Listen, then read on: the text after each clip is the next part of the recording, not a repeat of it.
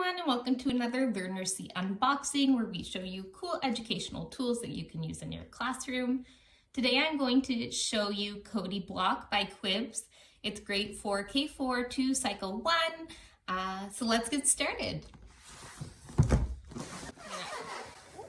Open up the box.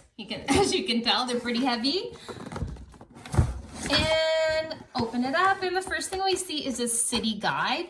This handy book contains all kinds of information about how to charge Cody Block. It contains information about what blocks do what.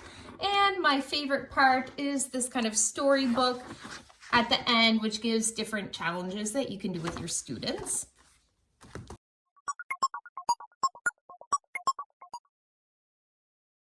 So as soon as I put on his head and put him on the floor, he will start moving.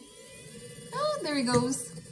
In order to stop him from moving, you can simply pick him up and take off the head, or this handy block is his home, so he will stop when he gets to the home block.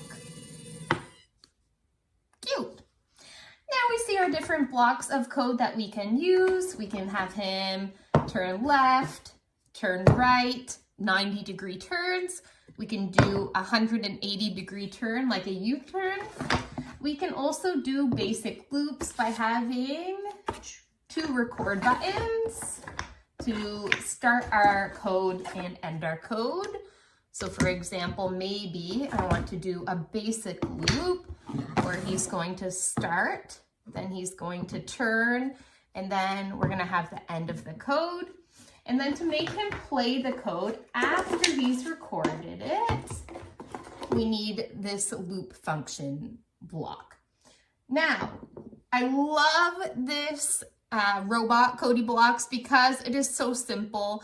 It's all in wood. It's super sustainable. It's very durable. I even let my 2-year-old play with it under guidance, and they loved it.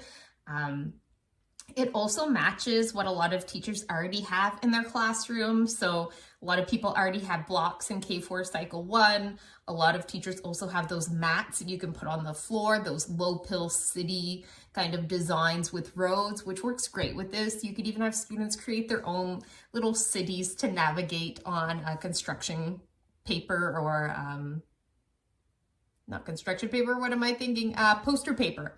Great. The one thing I do want to mention is that even though you can do loops, it's kind of complicated because Cody actually goes around the blocks.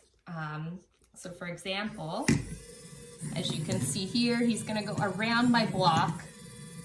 That's indicating for him to record. Now he's going to turn, and then I have to put the end block.